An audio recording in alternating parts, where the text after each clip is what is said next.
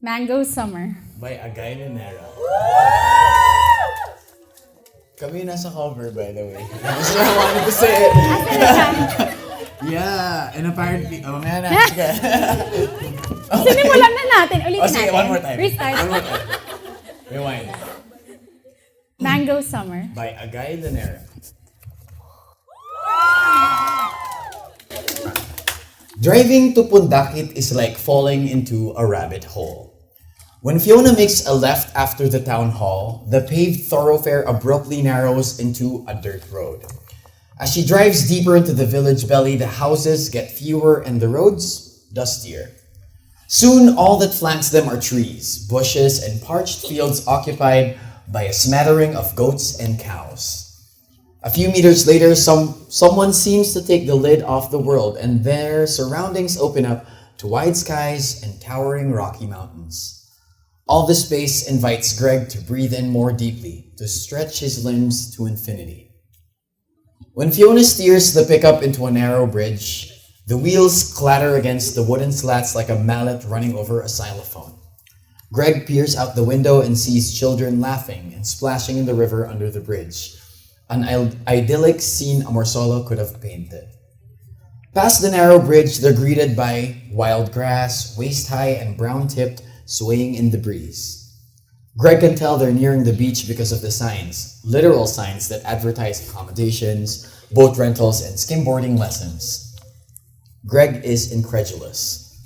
A luxury resort and skimboarding in Pundakit? Behind the wheel, Fiona gurgles out a laugh. Yes, Rip Van Winkle. A lot happened while you were away. A few minutes later, proof of civilization resurfaces. The truck kicks up dust amidst roadside houses and the village's elementary school. Residents escaping the heat and boredom chat in the shade and on benches fronting sari-sari stores. Their curious eyes follow the pickup's progress as it turns into a parking lot. The space is almost full, a sign that peak season is around the corner. Oh, finally, Greg smiles as he alights the truck and sucks in the brine-flavored air. The beach. Fiona gives him an apologetic smile. Sorry it's taken me forever to take you here. Maybe it's the excitement from returning to Pundakit that makes Greg giddy. Before he gives himself a chance to think, he takes Fiona's hand, ignoring the urge to check her face. It takes a while, but gradually, he feels her arm relax, her palm sinking into his. Meanwhile, he can't wipe the stupid grin off his face. As they stroll past an assortment of businesses crammed into stalls, Greg's eyes grow wider and wider at the goods and services offered. Massages, tattoos, a Rasta-themed cafe. He feels a pull at his hand and turns to see Fiona stopping before a makeshift store filled with beachwear. Don't tell me you're in the mood to shop, he groans. He immediately regrets his words when Fiona shakes her hand free from his grasp to cross her arms over her chest. Unless you plan to go swimming in that, she lifts an eyebrow at his jeans. then I think we'd better get something more appropriate. It takes her all of 5 minutes to buy him a pair of board shorts, printed with screaming neon orange skies and hot pink palm trees. It gives Greg a headache just by looking at it. It was either that or the tiger print one. Fiona insists as Greg glumly stares at the shorts. Well, it's not my fault that their selection is very limited. He looks up to see her biting down her lower lip, trying to contain laughter. Fine, but I get to choose yours. Amidst Fiona's protests, he rifles through the hangers of swimsuits. It takes him a while to make a choice, but when he holds up the one piece to Fiona's chest, the expression on her face tells him he's scored the jackpot. Oh, no. She shakes her head. How old do you think I am? 5? But it's so pretty! He pretend gushes. Those twin unicorns in front, they look like they're about to kiss. And the pink hearts and purple butterflies are a nice touch, don't you think? And look, he turns the swimsuit around. It even comes with a rainbow tail. He waves the swimsuit from side to side, making the dyed synthetic strands swish. Fiona glowers, but Greg is quick to catch the smile sneaking into a corner of her mouth. What do you say? He waggles his eyebrows, shrugging the shoulder on which he'd slung the shorts. We'll be the most colorful couple on the beach. Fiona's pursed lips open into a sigh of defeat. I suppose it's only fair. She starts reaching for the swimsuit, but Greg jerks the hanger out of her reach. Allow me to return the favor. He dashes to the vendor to pay for it.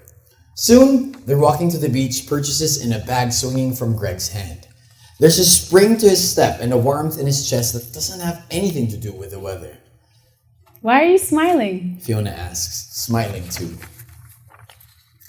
He simply shrugs.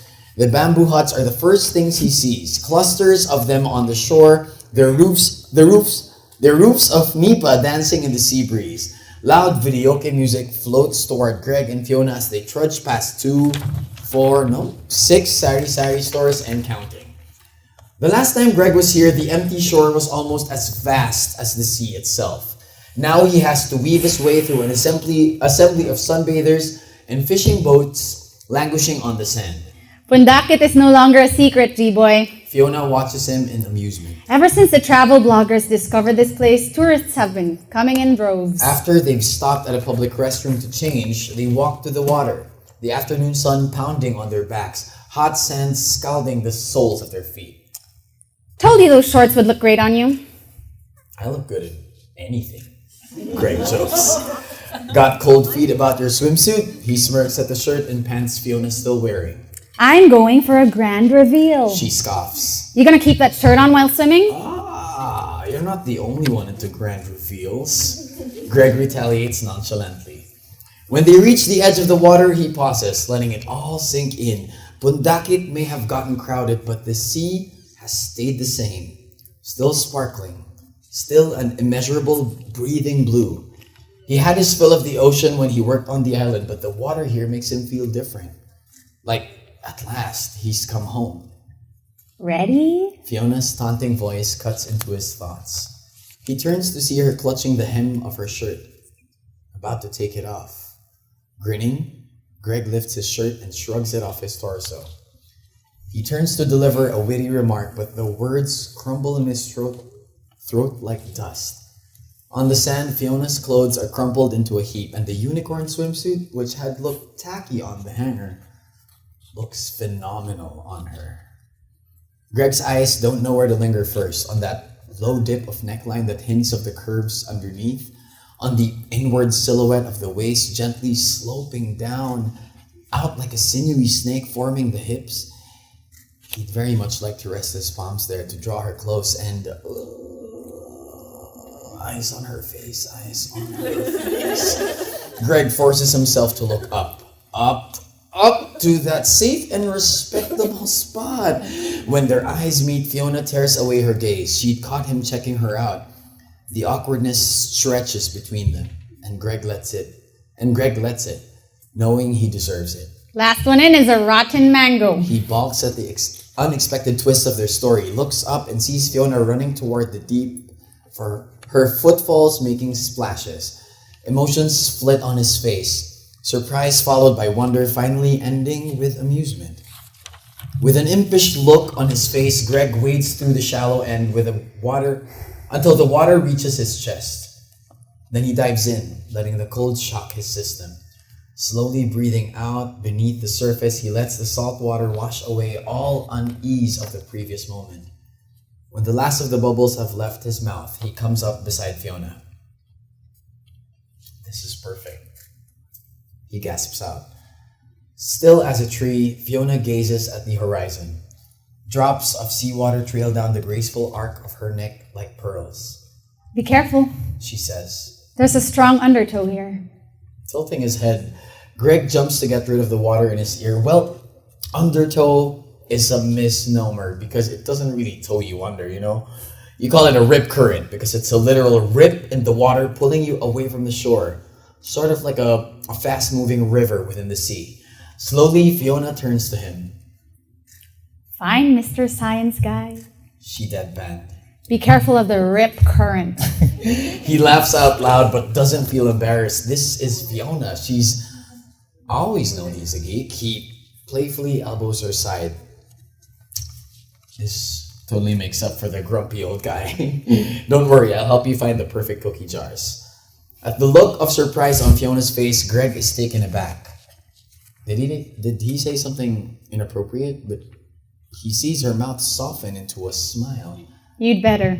It's your fault I've taken on the wedding, you and your cookies. She laughs at his confused expression. Those cookies were my wake-up call. There you were, learning how to bake, trying to solve my problem head-on. No fear, no hesitation. It made me realize how much time I'd wasted feeling sorry for myself. She shrugs. So, thank you, G-Boy.